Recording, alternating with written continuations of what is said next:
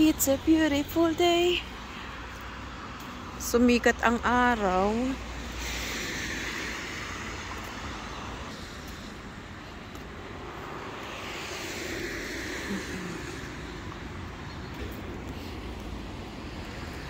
Mabuti na lang sumikat ang araw ngayon. Kaya hindi hassle pa mamalengke.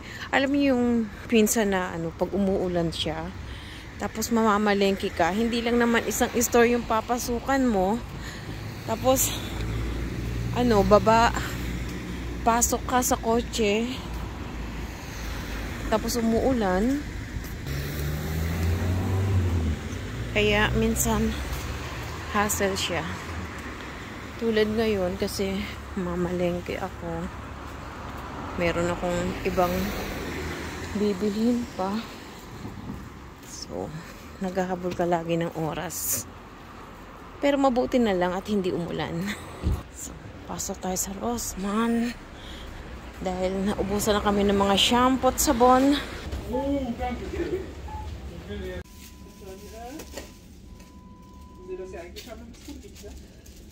Ja, eben. And ayan, going to the next store. Mabuti na lang sumikat ang araw talaga. Mi, ayan mo, ayun ang pangalan mo. Alam nyo, kapag ganito ang panahon, masarap maglakad kasi kahit malamig, masikat ang araw. I-store na ang kanilang mga deko. Ayan. Alam nyo guys, itong mga accessories na to. Ayan. Dito lang yan sa normal na store. 925 silver. Alam nyo guys, na isasangla ito sa Pinas. Kasi merong Pilipina na nagsabi. Kasi bumibili siya ng mga alahas na ganito. Mga pang everyday niya. Tapos nalaman niya na isasangla pala sa Pilipinas. Dahil nagawa niya. Ayan ang presyo niya, oh. $14.99 lang. Dito lang siya sa normal store. Ay, ang ganda na pala. Muna ako. Isang ikot lang dito. Walking sandali. Dahil maganda naman ang panahon. June is better. It's good to laufen. Yung may mga na yung crocus nila, oh. Yan ang unang nagsisibol kapag malapit ng springtime.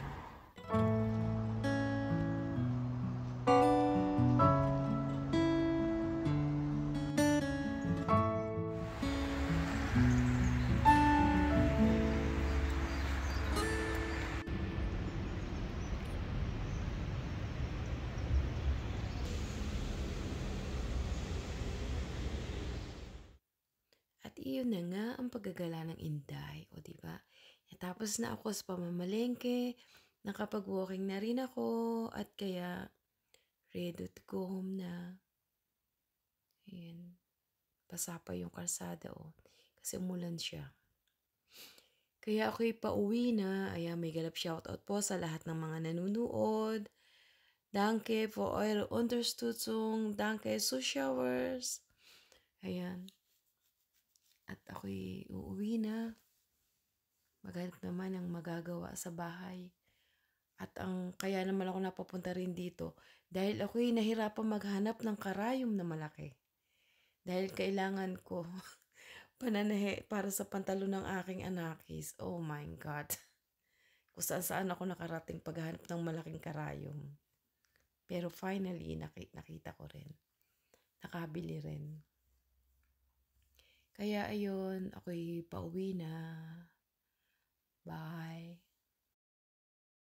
Na-fried ko na yung onion. Kasi piniprito ko siya ng nakabukod para hindi siya malabog. At ayan ang aking beef steak. Extra kong dinamihan ng sabaw. Kasi yung sabaw niya masarap eh. Diba? Naibabad ko na yan overnight. So, ngayon ko iluluto. Pantanghalian ko siya. So, ayan. After 20 minutes, lalagay ko na yung onion. Tapos, patayin ko na yung apoy niya. Para hindi malabog yung sibuyas.